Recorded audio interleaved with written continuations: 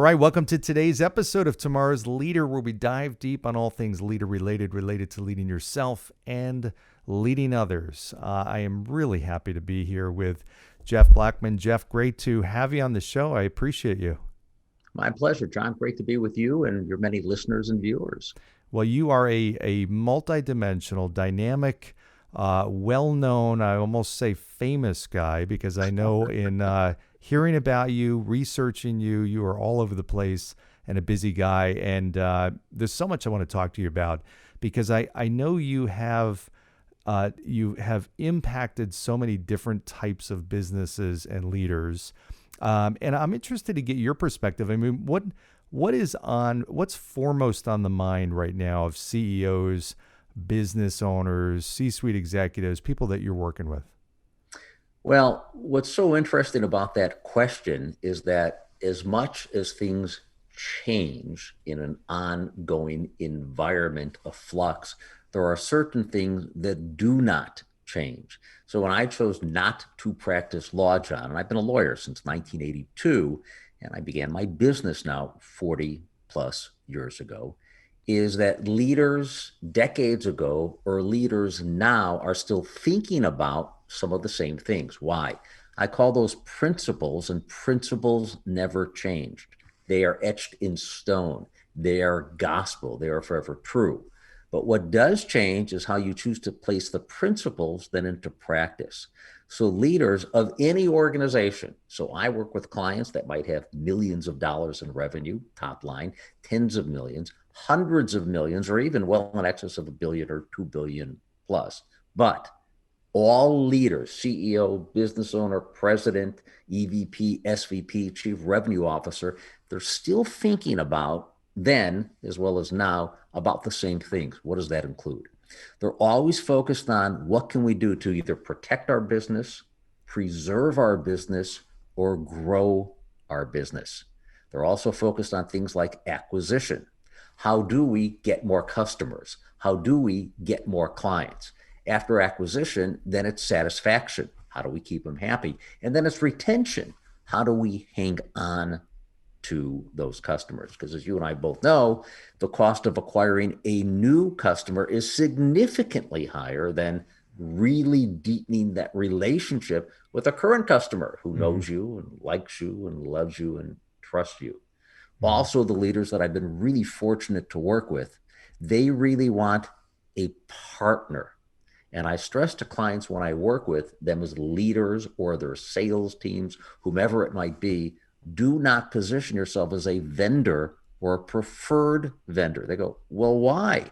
I go, vendors are expendable, partners are invaluable. And as a partner, what it enables you to do is create that partnership relationship with a high level of trust. When trust is high, John, what's low? Fear. When trust is high, fear is low. And that's true externally as well as internally. And other things that are really important to leaders that I'm now working with, and again, it hasn't changed over time, is what do we do to find the best people?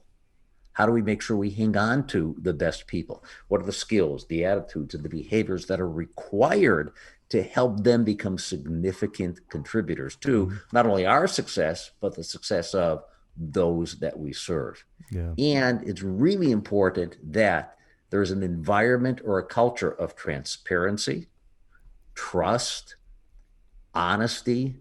One of the greatest compliments that I ever got from a CEO of a multi-billion-dollar organization, and the organization had me on a multi-year retainer, is he really appreciated my candor. And here's how he expressed it.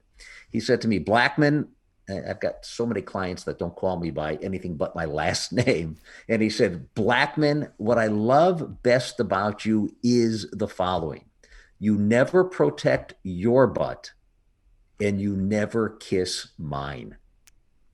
Great And what he compliment. gave me, John, was really a supreme compliment because he knew I would always give it to him straight without ever saying, let me be honest, let me be straight, let me be frank, to be candid. I always was. He might not like what I was telling him about his organization, but he valued it because he knew he couldn't get it from those who worked for him Right. or her. Exactly. So much there, and I love what you're talking about. I want to talk about transparency in a minute, but I want to go back to one thing that you said Mhm. in that CEOs and leaders are concerned, of course, not only about acquiring clients but keeping clients.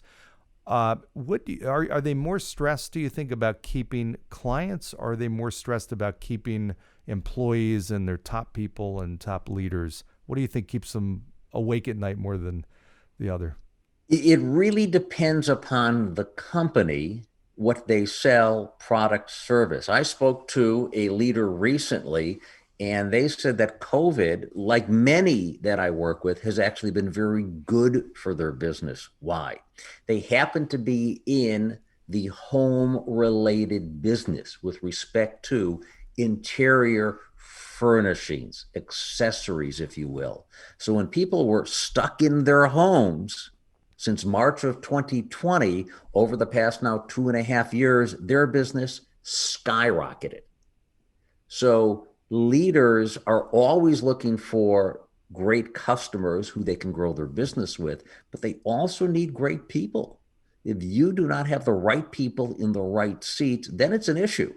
So over the years, I have actually said to clients, again, leaders of any size organization, I'll ask this question: how do you want me to share information with you about you and your organization? They go, well, what do you mean? I go, do you want me to be honest or do you want me to be diplomatic? What do you think they say? Honest. Of course.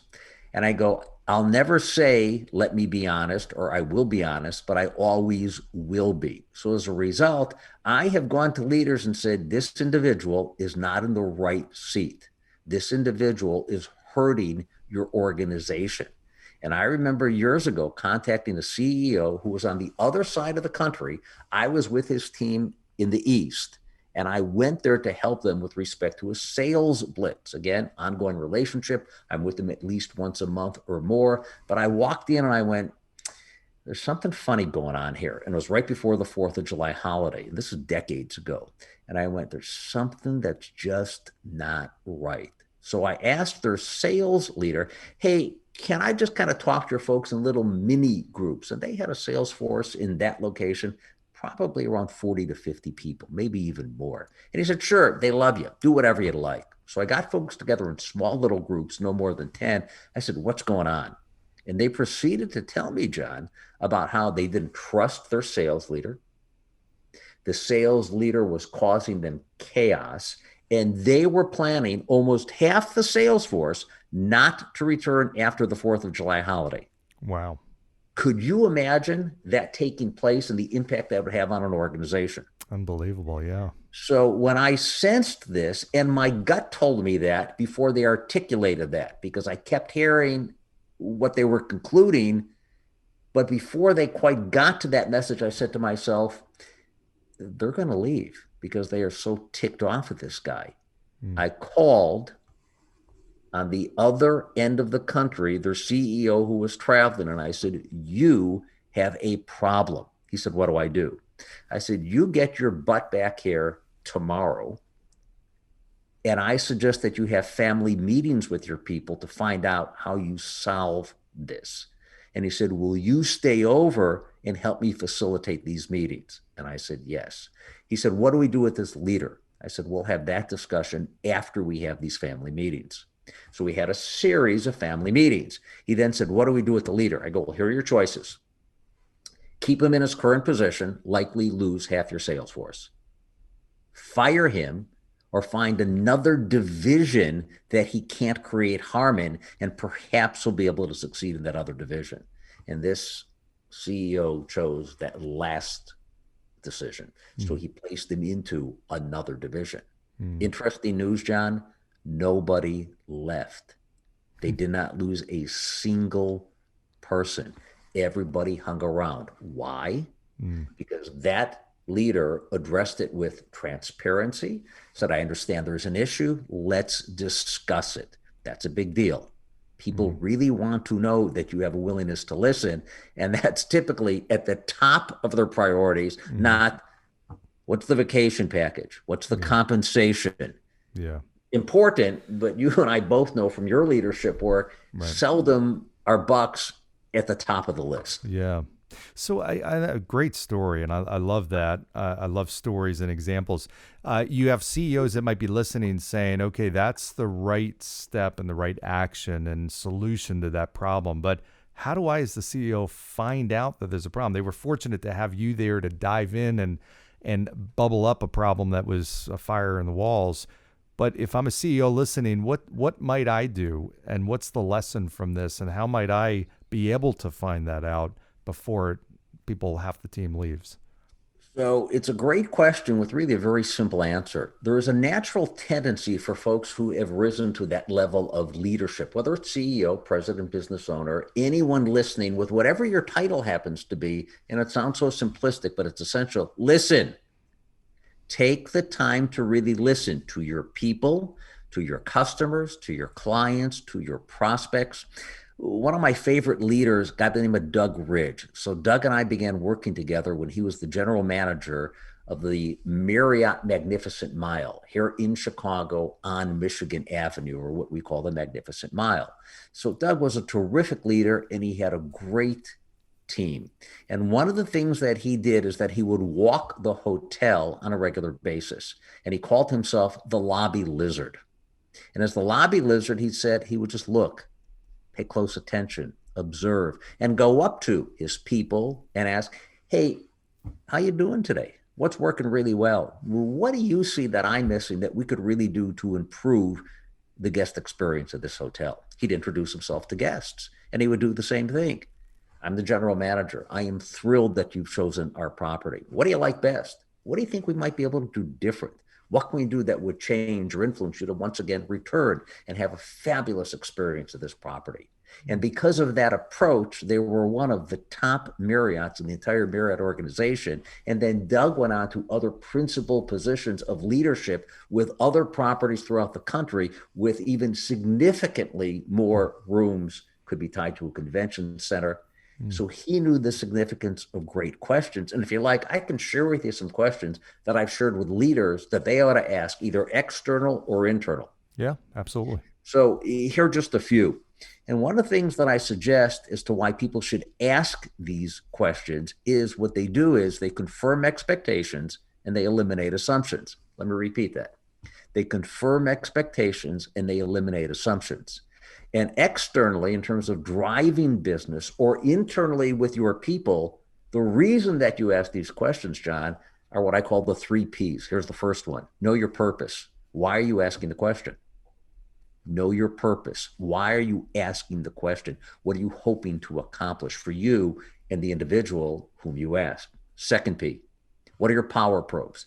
And power probes are open-ended need development questions. And I'll give examples soon.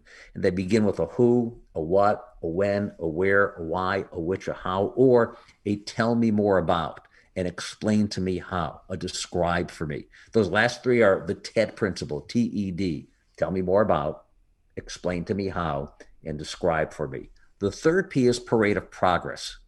So the parade of progress is, what are you going to do to keep things moving forward with a customer, a client, a prospect, a partner, or one of your teammates? There should be something to move things forward. You do that with what I call the success formula, which is I will do X by Y. I will do X by Y, which is what's the behavior, what's the timeline, and that really goes to commitment, deliverables, and accountability. Some simple questions that you can ask people. What are your challenges? What are your challenges? That works internal, that works external. Here are 2 of not only my favorite questions, but clients tell me they become their favorite questions, which are, what will you value most in our relationship? What will you value most in our relationship? Here's another one. How will we measure results? How will we measure results? As a leader, you can ask internally of your people, what are some of the things that you'd like to accomplish? How can I help you achieve that goal? And a goal is simply the progressive movement toward an eventual realization of a worthwhile idea. That's the purpose of a leader, not to boast about, well, when I was a salesperson. Salespeople don't care about that. They want to know, what will you do to help them be more successful? Mm. In addition, you can focus on, what are some opportunities you think that we could really take advantage of that we're not currently taking advantage of? And I have got a boatload of questions that I could rattle off now, but instead, let me make an offer to your listeners and your viewers. So we'll share with them something that we call the Sweet 16. And the Sweet 16 are 16 questions that you can use internal, it works with your team, or external with customers, clients, and prospects. So if they'd like to get the Sweet 16, here's all they need to do. Send an email to Cheryl, Sheryl, one more time, Cheryl, Sheryl, at jeffblackman.com. Cheryl at jeffblackman.com. And then in the subject, John, all they need to put is Sweet 16, John Rocks. So when we see Sweet 16 John Rocks, we know exactly what that means. And Cheryl will send you this Sweet 16 that others have found incredibly helpful, because it's like, whoa, because they're open-ended. And what they allow someone to do is articulate a problem to solve, a need to fill, or a dream or goal to get. When people do that, once again, you eliminate the assumption, you confirm the expectation, and that catapults you to new understanding, new possibilities, new results. I love it. Well, we'll put all that in the show notes as well, so Cool. we'll have it for listeners definitely to check that out. And questions are just powerful. I say the best leaders are truly the ones that are asking questions. There's so many leaders out there that are doing the talking and giving what they think are the answers, and missing the whole boat on the power of asking questions. And that alienates people when they're just listening to a leader versus truly feeling the leader's trying to understand them. That's just a major gap. Your point is significant. Let me just follow up on what you said, because it's so important what you just said. So I'm chatting with a leader yesterday, and I've been working with these folks now for over a year. And one of the folks who I also had been working with was the director of sales. So the leader who I chatted with yesterday is the leader who the director of sales reports to. And the leader informed me that one of their salespeople said that when this director of sales would show up to allegedly help them, basically what he did was just a high five, way to go, and was off. And that really disturbed them. Now, interesting, that director of sales is no longer with this organization. Mm-hmm. And that director of sales, I had been coaching one-to-one. The last communication that I had with that individual, they had requested that I have a conversation with them. There are several things they wanted to discuss with me. So I sent an email in an attempt to schedule that meeting. Didn't hear back. Sent another email. Didn't hear back. Texted. Didn't hear back. Sent another email, and I went, something's not right. Something tells me he ain't there anymore. And it turned out he's not. Wow. He is no longer there. Crazy. And in the process of his departure, he did some things that I've now learned that were issues of character. Mm-hmm. You can understand when behavior might plummet. There could be things tied to it, personal, whatever it might be. Mm-hmm. But when you do things that are tied to your character, that sends a loud message. Mm-hmm. And that's something that you always have to protect. Mm-hmm. Your character reigns supreme. Yeah. And I know you talk a lot about questioning in your books. I want to talk about your book in a minute. I just have a quick question before we talk about your books. One of the things I know you talk about is relationship power, mm-hmm. and the little R and the big R. Tell us about that. What is that?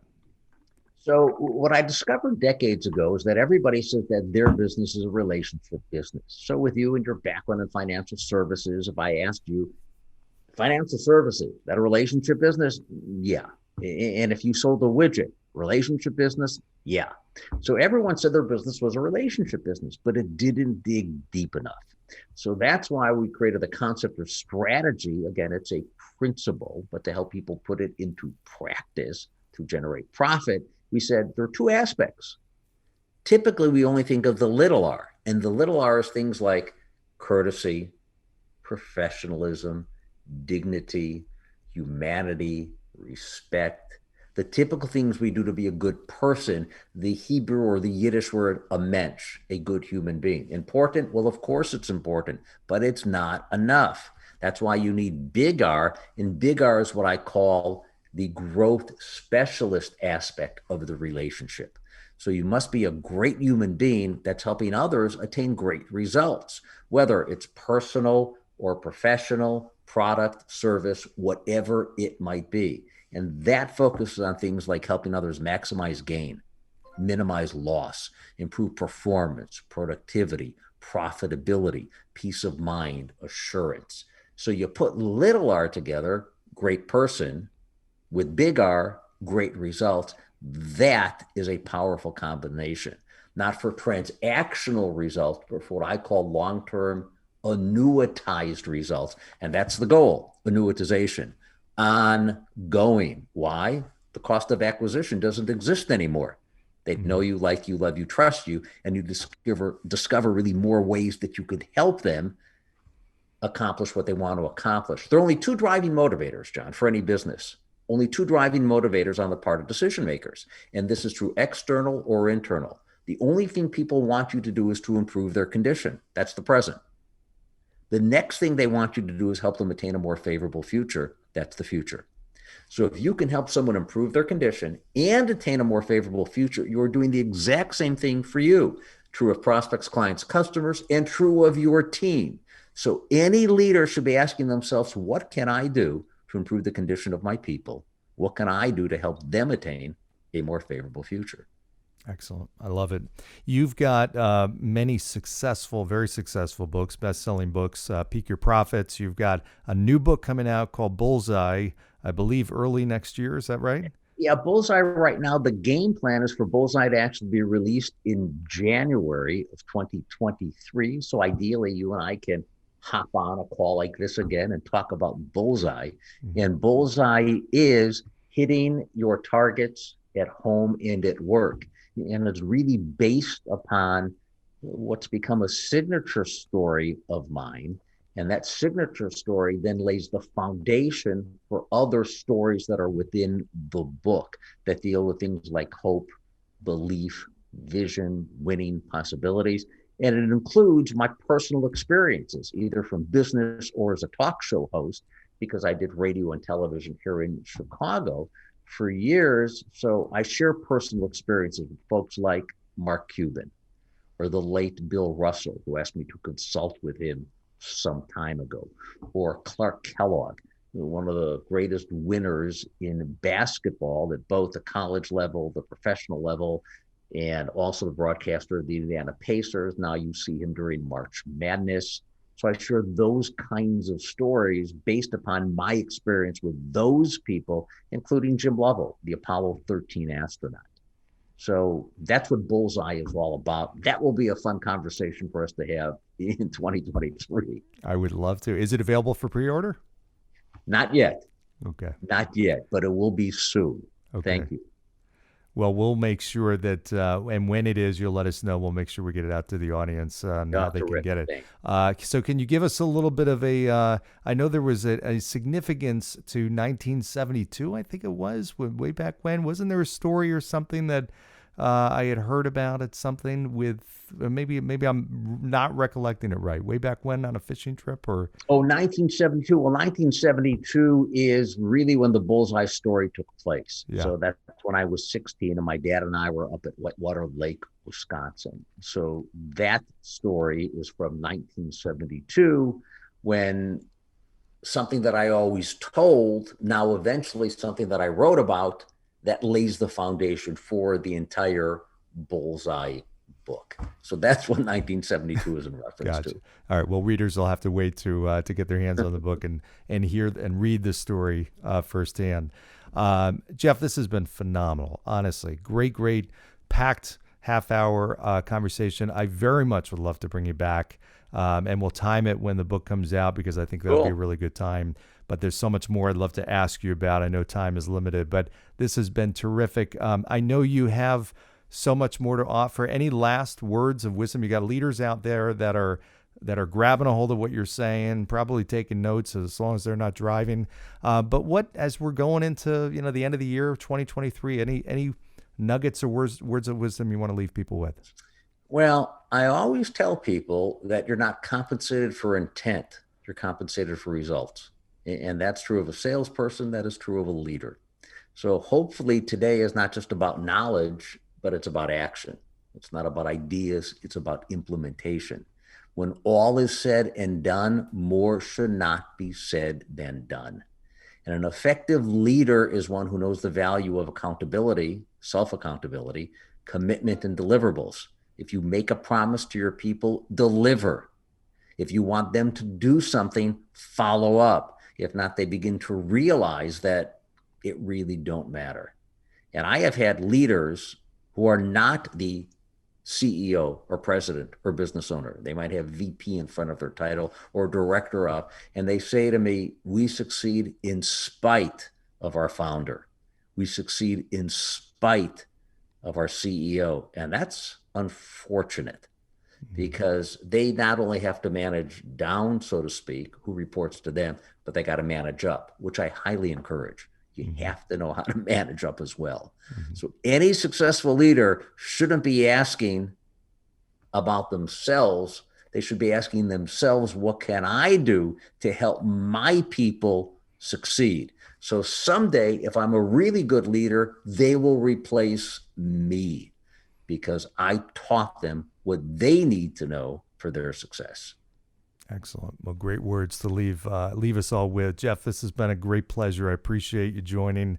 Congrats on the success that you've helped others have. Congrats on your success. Congrats on the new book coming out as well.